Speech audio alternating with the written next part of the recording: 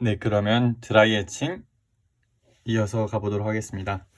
네, 드라이 애칭은 말 그대로 드라이한, 그러니까 가스 상태에서 플라즈마를 이용해서 애칭을 하는 건데요. 기본적으로 플라즈마를 이용을 합니다. 근데 이렇게 크게 세 가지로 나눠 놓은 건데, 플라즈마 하이 플라즈마 엣지라고 해서 얘는 물리적인 컴포넌트를 이용하기는 하지만 케미컬이 메인이에요. 그러니까 여기서 이 세 가지 중에서 피지컬적인 요인만을 이용하는 거는 이 아이온 밀링, 이온 본발먼트만을, 이온 충돌만을 이용해서 깎아내는 거는 아이온 밀링밖에 없고, RI나 플라즈마 엣지의 경우에는 기본적으로는 화학적 반응이 메인입니다. 화학적 반응이 메인인데, 그 화학적 반응을 할 때 어떤 그 플라즈마의 그 이온의 힘을 받는다는 거죠. 그거에 촉진이 되어 화학적 반응을 일으키게 한다. 그리고 또 어떠한 그 나중에 말씀드리겠지만 어떤 요인에 의해서 조금 더 화학적 반응을 이용하지만 방향성을 갖게 한다. 그런 애칭이 이 플라즈마 애칭이랑 RI라는 건데, 얘는 리액티브 아이온 애칭입니다. 그래서 네, 아까 말씀드렸듯이 아이온 밀링은 오로지 피지컬적인 부분을 사용해요. 그래서 노블가스 플라즈마를 사용합니다. 노블가스 플라즈마, 그러니까 반응을 안 하는 애들, 즉 뭐 아르곤 이온, 얘네를 사용해서 아르곤 플러스로 해서 그냥 기판을 때리는 거예요. 그 저희가 애칭하고자 하는 걸 때리는 거예요. 때리는 거. 그래서 오로지 물리적인 것만 이용한다. 반면에 플라즈마 애칭이나 RI는 이런 CF4나 O2, F2 이런 플라즈마를 이용하고, 저희가 이따 주로 설명드릴 거는 이 CF4. 그러니까 얘를 이용해서 그 레디컬들을 이용해서 반응성이 높은 레디컬을 통해서 반응을 일어나게 해서 날려보냈는데, 그 반응을 일어나게 하는데 이 이온들이 도움을 주는 어떤 그러한 원리로 작동하는 것이 플라즈마 H랑 RI입니다. 그래서 얘는 이런 CF4 플라즈마를 사용합니다. 이 노블가스 플라즈마를 사용하기보다는. 그리고 이 두 개를 동시에 사용할 수도 있습니다. 동시에 사용할 수 있는데, 얘랑 차이가 뭐냐면 압력이 아무래도 얘는 좀 더 높죠. 이 피지컬적인 걸로 하는 거는 압력이 매우 낮습니다. 왜냐면 오로지 피지컬로만 때리는 거기 때문에 충돌이 너무 많으면 안 되겠죠. 그래서 일단 초고진공 상태가 잡혀야 되고, 반면에 얘네는 압력이 조금 높으니까 어떤 이온에 의한 그 충돌에 의한 엣지는 효과가 떨어지겠죠. 그거 자체, 그 피지컬적인 부분 자체의 효과는 떨어지겠지만, 어쨌든 이 이온이 화학 반응을 잘 일어나게 하는데 도움을 준다. 이렇게 알고 계시면 되겠습니다. 네, 그래서 보시면은 가스 베이즈드의 머티리얼 리무버 프로세스다. 네, 그리고 피지컬, 케미컬 애칭의 조합이다. 디렉셔널리티가 우수하다. 방향성이 우수하다. 외대칭보다 드라이 애칭은 기본적으로 화학적 반응을 이용하더라도 디렉셔널리티가 우수합니다. 물론 외대칭보다 셀렉티비티는 떨어지겠죠, 그만큼. 자, 그래서 플라즈마에 관한 거는 우리가 전에 이제 그 스퍼터링 할 때 다뤘었기 때문에 넘어가도록 하겠습니다. 뭐 간단하게 보시면은 플라즈마에서 만약에 이런 화합물 형태가 있다 그러면은 이거를 뭐 분해하는 반응도 일어날 테고, 아이오나이제이션 그리고 익사이테이션 이런 반응들이 모두 일어나겠죠. 그리고 이 익사이테이션 된 게 원래로 릴렉세이션 되면서 빛을 내는 거고요. 그렇게 플라즈마가 만들어진다. 이거를 저번에도 배웠었습니다.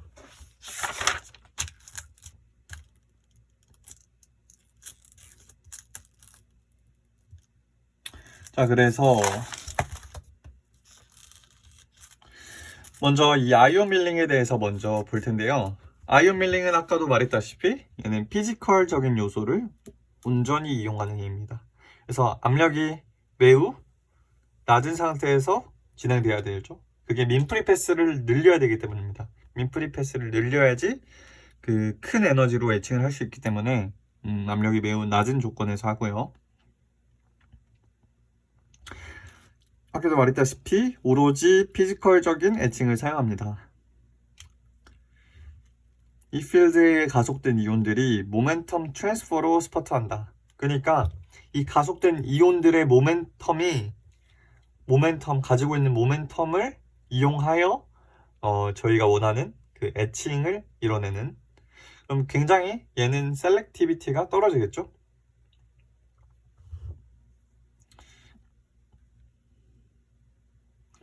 그리고 디렉셔널리티가 매우 우수합니다. 얘는.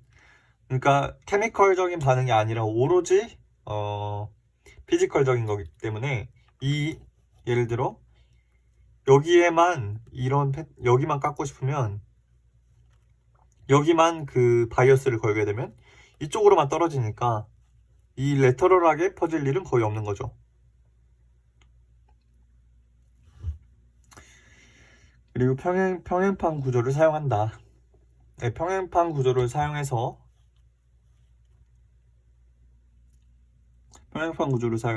뭐 여기에는 그게 있겠죠? 그 아르곤이 있겠고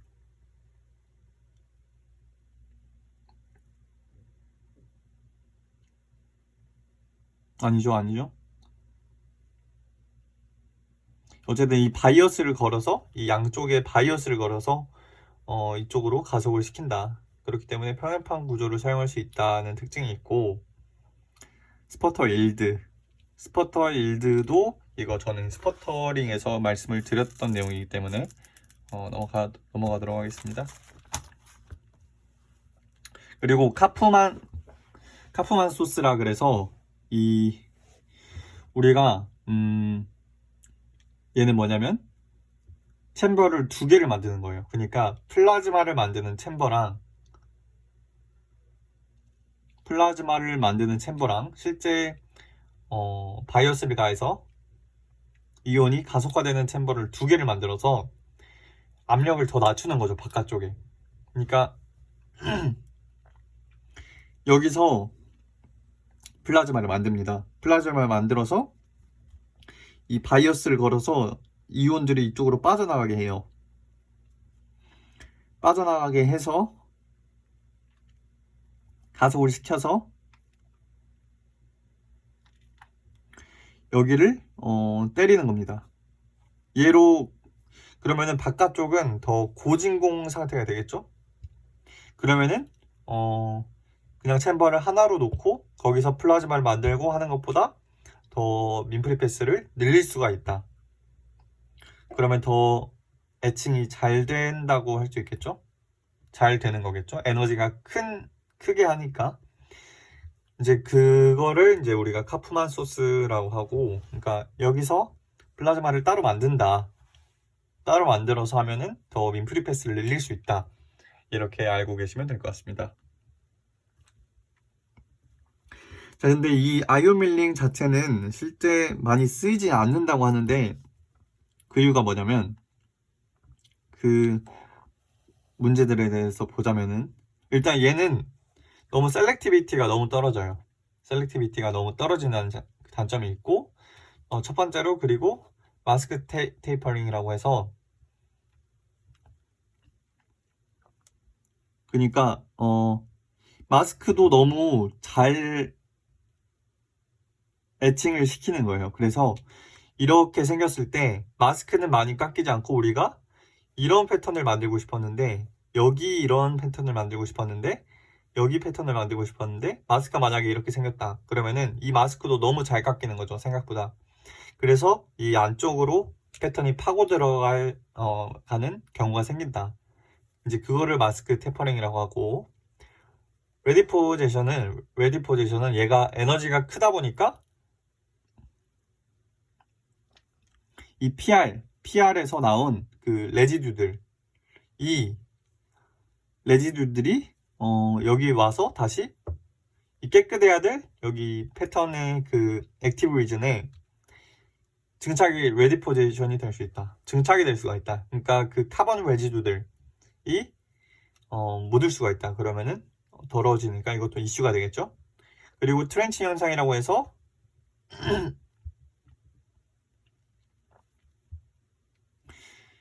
얘가 이렇게 때리다 보면은 에너지가 너무 크다 보니까 그 이온들이 리바운드 돼서 다시 리바운드 돼서 더 에칭을 진행하게 되는데, 특히 이 마스크 근처 이 모서리 쪽에는, 이 끝쪽에는 특히나 더 집중이 돼서 여기가 이런 홈이 생긴다. 트렌치. 그래서 이거를 트렌칭이라고 합니다. 그래서 그리고 셀렉티비티가 떨어지고 이런 이슈들이 있기 때문에 아이온 밀링은 실제 많이 쓰이지 않는데, 아이온 밀링은 어떨 때 쓰이냐면 화합물 반도체를 에칭할 때 이 화학식이 복잡해서 케미컬적인 거를 사용하기 어려울 때, 그러한 화합물을 찾기가 어려울 때 얘는 물질 특이적이지 않기 때문에 그냥 다 에치하는 거기 때문에 그때 활용을 한다고 합니다. 네, 그래서 정리해보면 아이온 밀링은 피지컬적인 요소만 이용한다. 노블가스를 사용한 이온을 통한 오로지 피지컬적으로 때리는 거에 의해서 에칭을 진행을 하고 이러한 이슈들이 있다. 그리고 카프만 소스를 사용하면 더 민프리 패스를 늘릴 수 있다. 이 정도로 보시면 될 것 같고요. 그 다음에 이제 플라즈마 에칭을 볼 텐데, 플라즈마 에칭은 뭐냐면 플라즈마 에칭은 케미컬 반응을 메인으로 합니다. 근데 그 과정에서 이 플라즈마에 의한 이온의 도움을 받는다. 이렇게 생각하시면 될 것 같습니다. 자, 그래서 플라즈마 없이는 반응하지 않는 가스를 주입. 플라즈마가 unionized radical들을 생성. unpaired 된 일렉트론 때문에 반응성이 엄청 크다. 예를 들어서 CF4에서 CF4 플라즈마 맞으면은 뭐 이런 해리 반응이 일어날 거 아닙니까? 반응이 일어나는데, 그럼 얘는 안정하지 않은 상태라 이거예요. 그러면은 얘는 반응성이 호전자를 가지고 있기 때문에 반응성이 되게 큽니다. 반응하려는 경향이. 그래서 이런 애들을 이용해서 그 반응을 유도하여 화학적인 현상으로 부산물들로 날아가게끔 하는 그러한 에칭이라고 보면 되겠습니다. 그래서 두 가지 메커니즘이 있는데, 한 가지는 방금 제가 설명드렸던 이 레디컬에 의한 반응 촉진이고요. 한 가지는 또 어떤 이런 이온도 생기겠죠? 이온들이 생길 텐데, 그 이온이 저희가 에칭하고자 하는 그 서페이스를 때려주면은 그렇게 큰 에너지는 아니겠죠. 얘가 직접적으로 에칭을 일으킬 정도의 에너지는 아니지만 거기에 흠집을 내고 그러면은 디펙트들을 생기게 하면은, 댕글링 본드를 생기게 하면은 아무래도 반응이 더 촉진이 되겠죠.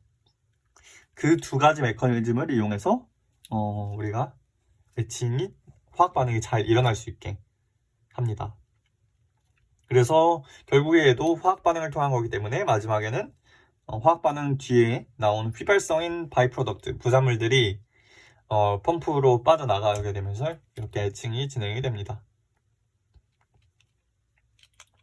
자, 그래서 아까도 말씀드렸다시피 예를 들어 우리가 CF4를 사용한다 그러면은 CF3, CF2 이런 레디컬들, 중성인 레디컬들인데 반응성이 굉장히 큰 애들, 얘네가 반응을 하게 한다. 그렇습니다. 그래서 에칭을 할 때는 보통 이 F랑 Cl 계열을 많이 쓰는데, 제가 아는 걸로는 F 계열은 Cl 계열은 이제 그 메탈 해칭할 때 많이 쓰는 걸로 알고 있고, F 계열은 뭐 Si나 SiO2 뭐 이런 애들 해칭하는데 쓰는 것으로 알고 있습니다. 그래서 이것도 결국에는 저희가 CVD에서 배웠던 것처럼 결국에 반응을 하는 거기 때문에 이런 가스 페이지의 디퓨전과 그 다음에 서페이스 반응, 그 다음에 빠져나가는 반응, 이런 것들이 이런 프로세스로 진행이 된다는 것을 나타낸 그림이고요. 자, 그러면은 우리가 CF4 플라즈마라고 했을 때 어떠한 반응들이 일어나는지 플라즈마에서 그렇게 보면 먼저 이렇게 디소시에이션을 시키기도 하고요. 그러면은 얘가 중성종이죠. 얘가 레디컬입니다. 이렇게 만들기도 하고 얘를 그냥 아이오나이제이션 시키기도 합니다. 그럼 얘는 나중에 그 서페이스에 흠집을 내는 그 역할을 하는 거겠죠. 그리고 뭐 이런 식으로 디소시에이티브 아이오나이제이션이라고 해서 뭐 이런 식으로 진행도 된다고 합니다. 그리고 익사이테이션도 시키겠죠. 얘는 다시 돌아오면서 빛을 내겠고요. 그 다음에 리콤비네이션도 일어날 수 있죠. 얘랑 다시 만나서 합쳐지는 이러한 반응도 일어날 수가 있습니다. 자, 그러면 CF4 플라즈마를 통해서 이 SI를 애칭하는 걸 볼 텐데요.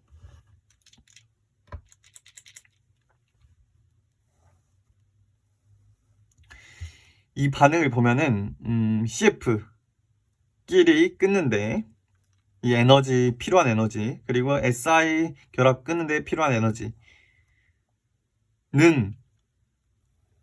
SI랑 F보다, 그러니까 얘가 에너지가 더 필요한 거예요. 그러면은 자발적으로는 일어나지 않는 반응이라는 거죠. 자발적으로는 일어나지 않습니다. 그러니까 얘가 더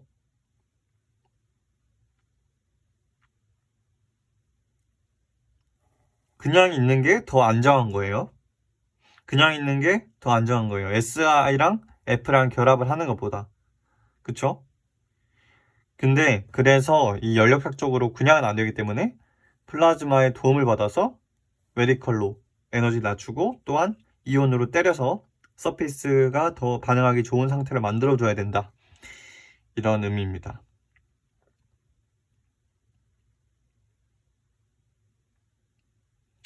자, 그래서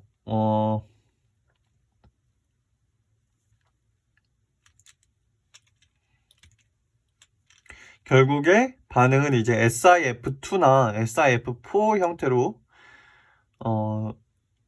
이루어지기 때문에 CF4에서 F의 비율을 높인 플라즈마를 사용하게 된다면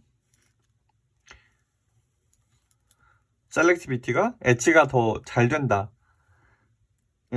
엣지가 더 잘 된다고 볼 수 있겠습니다.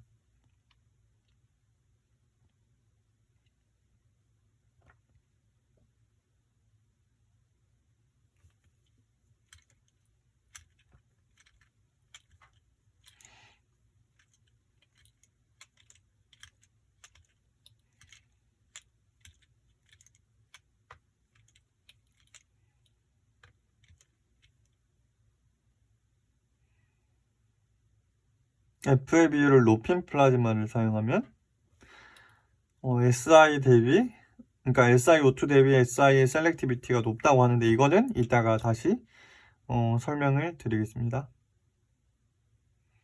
어쨌든 이 C와 F의 비율에 따라서 우리가 이거는 조금 이따가 설명을 드리겠습니다. 아까 제가 얘기했던 거는 잊어주시고 다음에 이제 설명을 하겠습니다. 그래서 우리가 이제 알아볼 게 뭐냐면 근데 왜 우리가 화학적 반응을 이용하는데도 어느 정도 방향성을 갖게 할 수 있느냐, 이제 그거에 대해서 설명을 드릴 텐데요.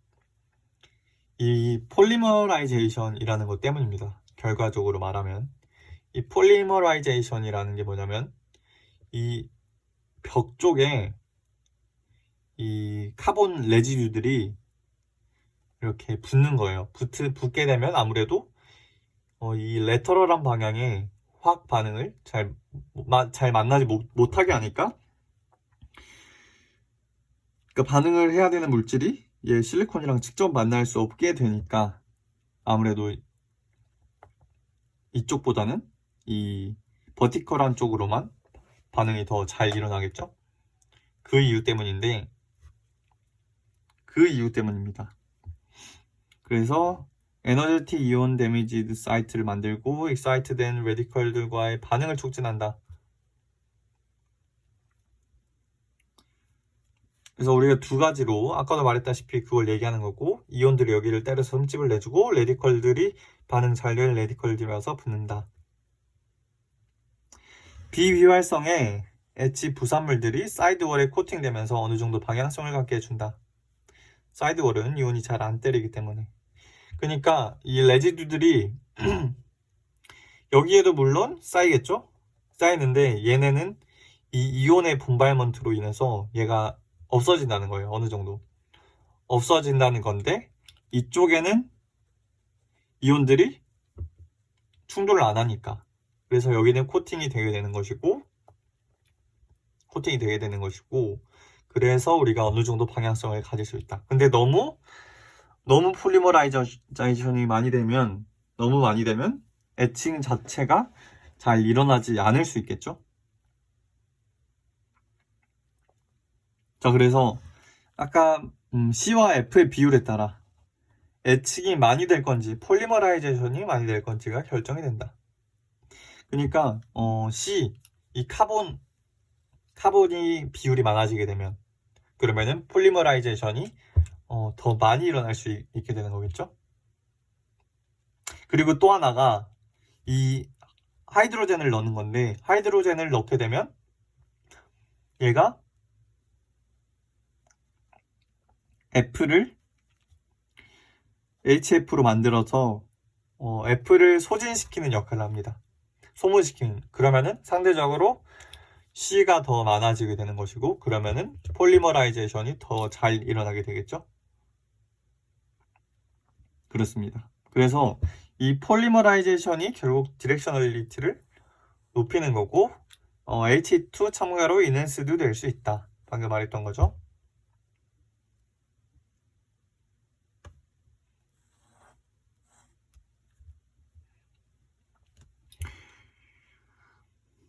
그리고 리액팅 스피시스의 디플리션은 로딩 이펙트. 그리고 여기서 이제 로딩 이펙트라는 게 나오는데요. 로딩 이펙트는 뭐냐면 우리가 이게 웨이퍼가 커지거나 웨이퍼가 많아져요. 챔버 안에 웨이퍼가 커지거나 전부 다. 그러면은 이 리액팅 되는 물질이 다 소모가 돼버리는 경우가 있습니다. 그러니까 그 속도가 느리게 되는 거죠. 그러니까 꾸준히 이렇게 가서 반응을 해서 얼른 애칭을 시켜야 되는데 그게 부족한 거죠. 그게 충분치 않은 거죠. 너무 커지게 되면은 그 면적이 커지기 때문에. 그래서 애칭하는 면적이 넓어지게 되면 이러한 로딩 이펙트를 유발할 수가 있습니다. 혹은 뭐 웨이퍼가 여러 개 있을 때는 여러 군데에서 반응을 하기 때문에 그만큼 이 반응하는 머티리얼들이 빨리 소진이 될 수 있겠죠. 네, 그리고 또 하나 로딩 이펙트를 또 하나 말하는 것이 이 아주 좁은 영역, 오히려 굉장히 좁은 영역일 때도 H레이스 떨어질 수 있는데, 이거는 부산물들이 빠져나가는 속도가 리미팅을 시키기 때문에 H레이스를, 그래서 발생하는 H레이스의 감소도 로딩 이펙트라고 부르는 걸로 알고 있습니다. 네, 그래서 이거를 해결하기 위해서는 우리가 압력을 일정하게 유지시켜줘야 됩니다. 그러니까 딸리지 않도록, 그 반응하는 머티리얼들이 부족하지 않도록, 디플리션 되지 않도록 압력을 계속 쏴줘야겠죠. 압력을 유지를 시켜줘야겠죠. 이거는 아마